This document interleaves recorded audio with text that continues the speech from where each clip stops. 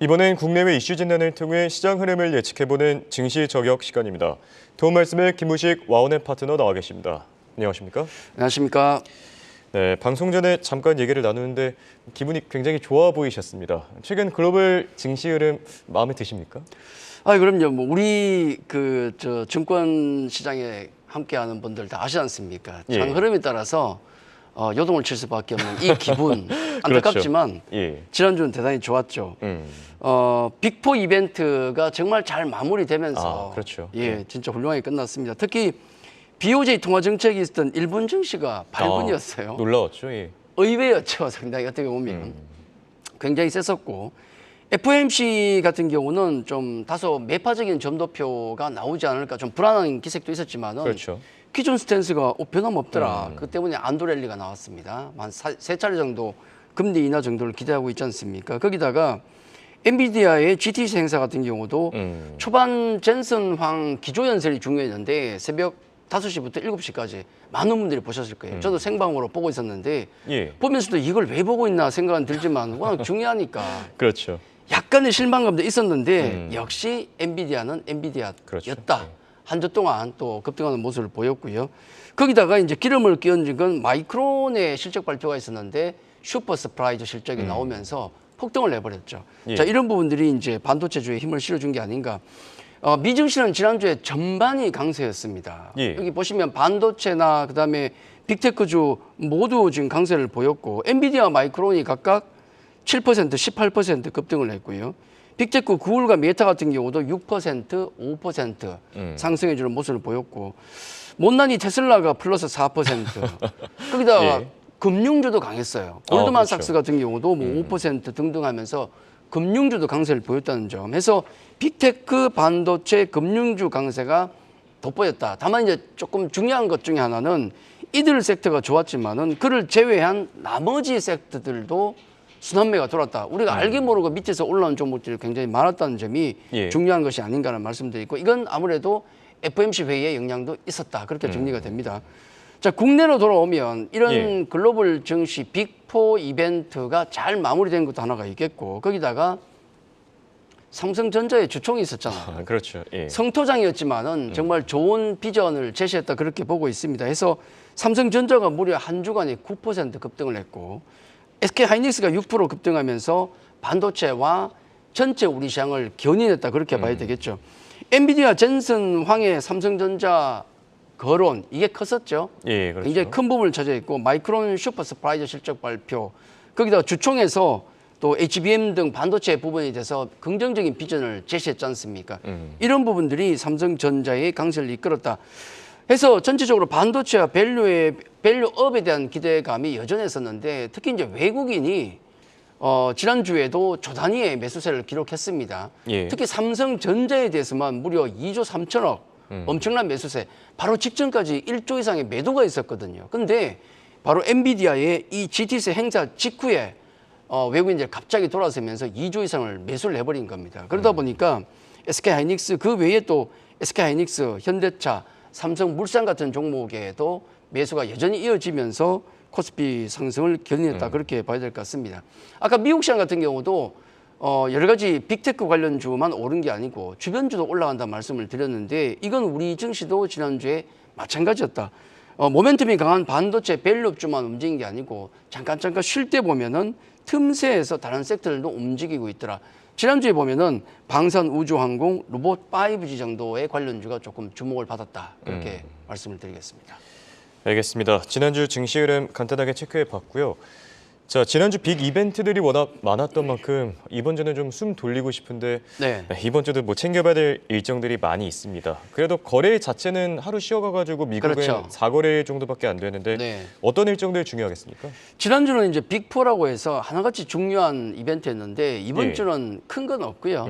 대신에 자잘한 게 많습니다. 신경 쓰이는 게 많은데 우선 이번 주에 뭐 큰 거라 그러면 경제지표 중에서 미국 2월 PC 물가지표 정도가 되는데 우리 시간으로는 뭐 보면 한 주 다 지나가고 나서 나오지 않습니까? 그래서 약간 그런 부분이 있지만은 역시 중요한 지표다 체크는 해야 되겠다 말씀을 좀 드리겠고 그리고 이제 중국에서 보아오 포럼이 있습니다. 이제 다보스 포럼의 아시아판이다 그러는데 여기에서 이제 중요한 건 시진핑 주석이 누구를 만나고 어떤 멘트를 할 것인가. 중국 지금 간들간들 하지 않습니까? 지수는 많이 올라와 있지만 상황이 예. 그렇게 좋은 편 아니기 때문에 어떤 얘기가 나올 것인가가 중요할 것 같고, 그리고 또 하나 이제 그 본다 그러면 mem콘 2024가 있어요. 요건 실리콘밸리에서 열리는 세계적인 반도체 학회인데 예. 여기에서 HBM이라든지 CXL 같은 주제가 역시 화두가 될 것 같습니다.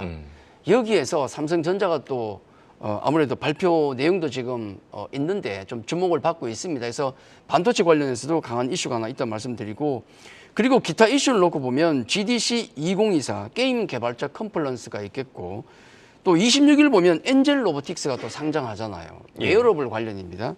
그리고 BTS의 제이홉 스페셜 앨범 판매가 이번 주에 있습니다. BTS는 군대 가도 돈을 버네요. 그리고 또 중국 샤오미가 고급 전기차가 이번 주에 출시가 됩니다. 여러 가지가 의미가 있는데 아마 상당한 어떤 영향도 있을 것이다. 저는 그렇게 봅니다. 그래서 빅 이벤트보다는 각 종목들 섹터에 미칠 어떤 영향이 큰 그런 자잘한 이슈가 많다는 점을 꼭 챙겨봐야 되지 않을까 그렇게 말씀드리겠습니다. 알겠습니다. 그렇다면 이번 주 증시는 어떻게 보시는지, 이 지난주에 코스피 3,000, 3,100 다양한 전망들이 또 나오기도 했었는데 어떻게 잘 갈 수 있겠습니까 이번 주? 지난주 제가 빅4 이벤트를 앞두고 전망을 하지 않겠다고 말씀드렸잖아요. 이건 아래 위 다 열어놓고, 그리고 2024년 들어서 제가 보기에 가장 중요한 한 주가 될 것이다 말씀을 드렸기 때문에 전망을 하지 않고 어느 방향으로 가든 어떤 색깔을 띠든 그걸 잘 따라가는 게 가장 중요하다는 말씀을 드렸는데 너무 잘 끝났어요. 너무 훌륭하게 끝났기 때문에 높은 점수를 줄 수밖에 없습니다. 특히 이제 외국인 같은 경우가 여전히 밸류업에 대한 어떤 스탠스, 반도체에 대한 긍정적인 스탠스를 유지하면서 강하게 매수가 들어오고 있다는 점도 큰 점수를 줄 수가 있겠죠. 해서 좀 성급할 수 있겠지만은 제가 보는 관점에서는 지난주는 굉장히 중요한 어떤 의미가 있었고, 지수 3,000과 그 이상을 우리 증시가 달릴 수 있는 교두부를 마련했다. 저는 그렇게 보고 있습니다. 굉장히 저는 긍정적으로 보고 있다는 말씀드리겠고, 당분간 밸류업 종목들이 하방을 지키고 반도체 관련 섹터가 상방을 이끄는 그런 강력한 긍정적인 시장이 기대된다. 그렇게 말씀을 좀 드리겠습니다. 단기야 변동성이 있겠지만은 중장기로는 상당한 교두부를 저는 마련했다. 그렇게 보고 있습니다. 엔비디아가 유독 강했지 않습니까? 사실 반도체는 엔비디아 갈 때까지는 가야 돼요. 이건 답이 없고, AMD나 슈퍼마이크로 컴퓨터 같은 경우는 주변주가 조금 주춤하는 건 조금 단점일 수도 있습니다.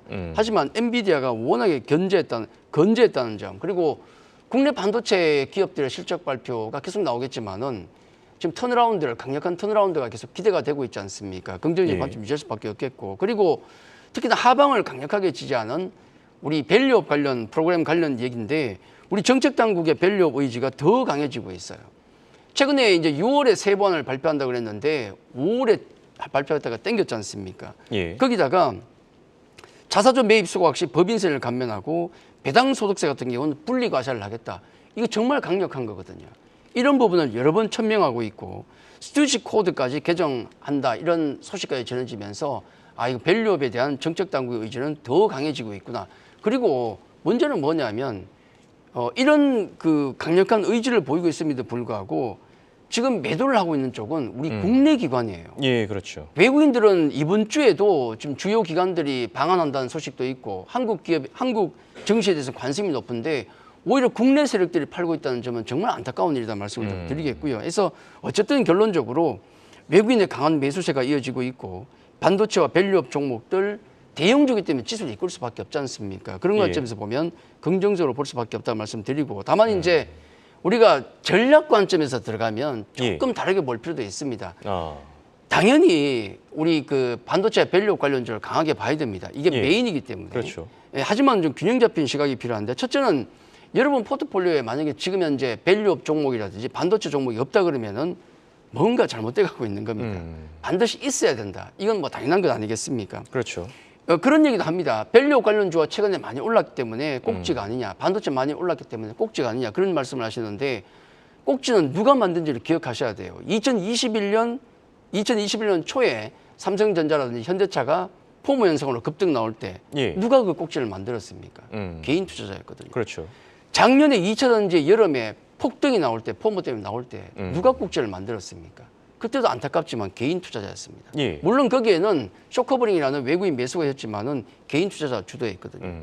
외국인이 밀고 있는 이 지점은 꼭지일 수가 없다. 저는 말씀을 한 번 더 좀 드리겠고, 그리고 둘째는 뭐냐면 반도체와 밸류업을 보셔야 되겠지만은 두 번째는 다른 섹터도 매기가 돌고 있다는 점을 한 번 더 강조를 좀 드리고 있습니다. 왜냐하면 앞서 제가 이번 주에 모멘텀을 살펴본다 그러면은 맹콘도 있지만은 예. 웨어러블 로봇 관련주, 또 우리 게임 관련, 중국 관련, 샤오미, 또 제이홉 앨범 판매 등등 여러 섹터의 모멘텀이 있다는 점을 놓고 본다 그러면은 지금은 좀 균형 잡힌 전략도 좀 필요하다. 그렇게 말씀을 좀 드리도록 하겠습니다. 예, 알겠습니다. 자, 지금까지 도움 말씀의 김우식 와우넷 파트너였습니다. 감사합니다.